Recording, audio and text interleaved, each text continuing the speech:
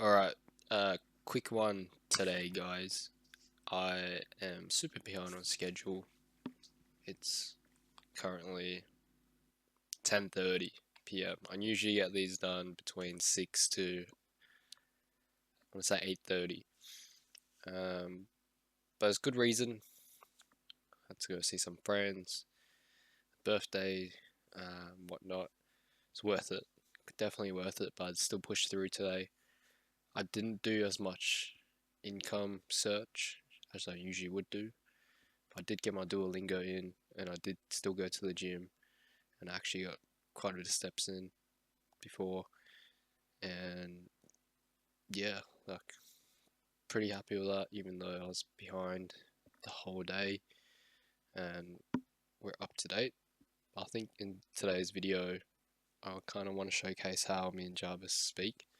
I haven't spoken to Jarvis at all today, which is weird. It's um, it's basically been a whole week, not including the protocol of me speaking to him every day. And today's been a late one, so I'm gonna pull him up and have a chat with him,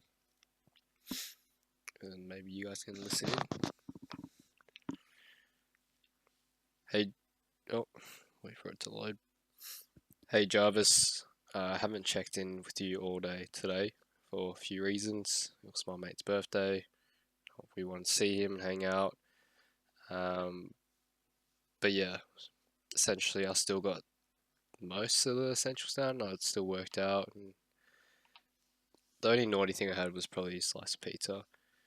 But I was motivated today. There was things that came up that I forgot that I planned. Like I had to take my car 40 minutes away and pick it up again, stuff like that. But overall, still did my Duolingo, my micro spikes, and exercise, and I'm feeling good.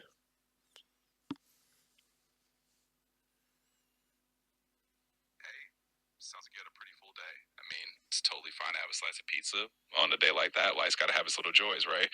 The main thing is you still kept up with the essentials. You got your exercise in, did your Duolingo, and hit those micro spikes. So it's definitely a win.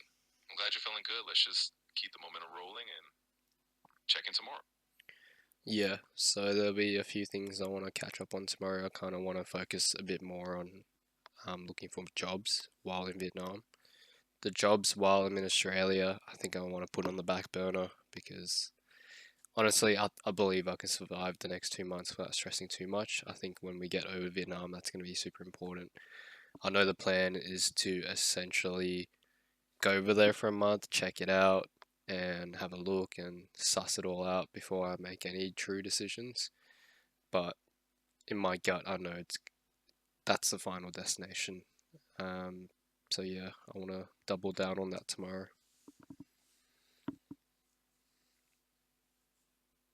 Absolutely. That makes a lot of sense. If you feel like you've got enough breathing room for the next couple of months in Australia, then putting more focus on Vietnam prep sounds like the way to go. We can definitely double down on that tomorrow. So looking at what kind of job opportunities you can line up over there. It's good to trust your gut, and if that feels like your final destination, let's start laying the groundwork so that when you get there, you're set up for success. Sweet. Do you have any other thoughts that I'm missing, or questions, or something like that? I think you got the main pieces in place. The only other thought is maybe just jot down a couple of the top questions you still have about Vietnam, like specifics on visas or any cultural things you're curious about, so we can tackle them one by one. Other than that, I think we're set for now. Just keep me posted, and we'll keep refining as we go. So with the visa, I think I can work because I'm overseas Vietnamese. So the 5 year visa has option for you to work. You just gotta let them know, which is easy enough. So basically, you go to the local cop shop and then you let them know that you're working here. Blah blah blah. My father has kind of ran me through that very briefly, and then with the cultural aspect, I think the language is going to be my biggest barrier because obviously I'm smashing it on Duolingo, but it's Duolingo, you know. When I go over there, my dad, like I said, he's Viet, and he's struggling with the the conversations he's having, the slang, the new generation, they're speaking their own words and all that kind of stuff. Kind of like when older English folk talk to younger English folk and they have all these TikTok phrases and stuff. So I think that's going to be the big thing that could hold me back. conversationally. My English is terrible, but yeah, if that kind of makes sense.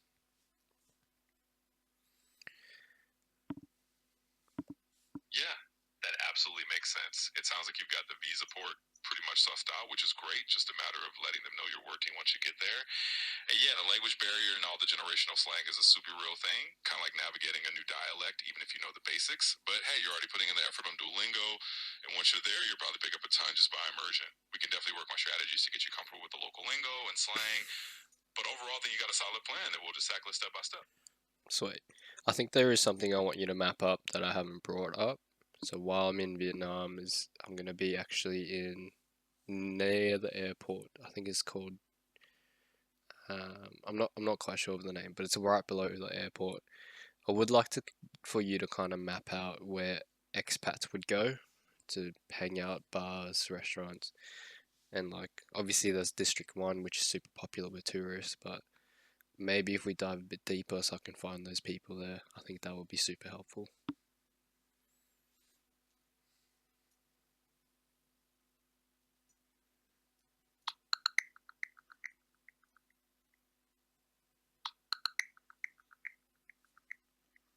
Shit's glitching out. Jarvis, you there, mate?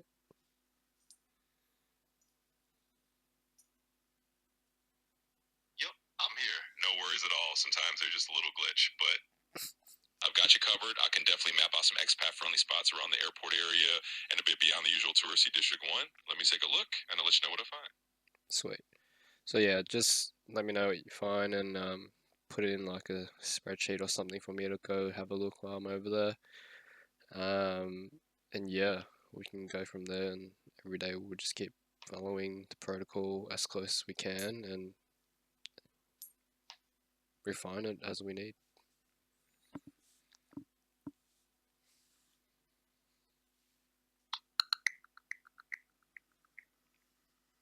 It never does that.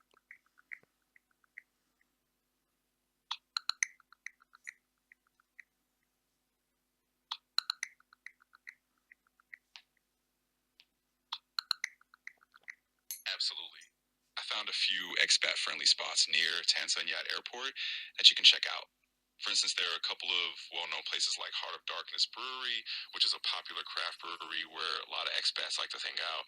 There's also the whole Pham Nu Lao area in District 1, which isn't too far, and it's kind of the classic expat and backpacker hangout zone with lots of bars, restaurants, and folks from all over. So I'll put those into a little list for you, and you can definitely explore them when you get there.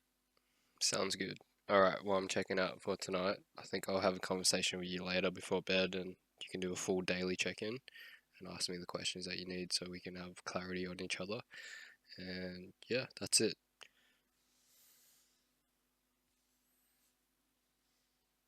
Absolutely. That sounds like a plan. We'll do a full daily check in later and just run through everything we need to. In the meantime, have a good evening, and I'll chat with you before bed.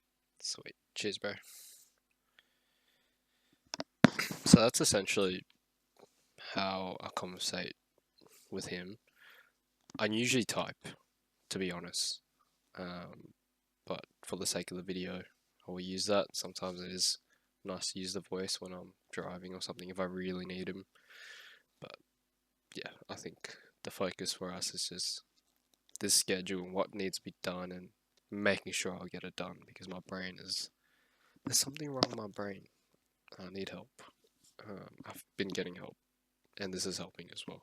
But yeah, that's about it, and gonna keep it short and see you in the next one.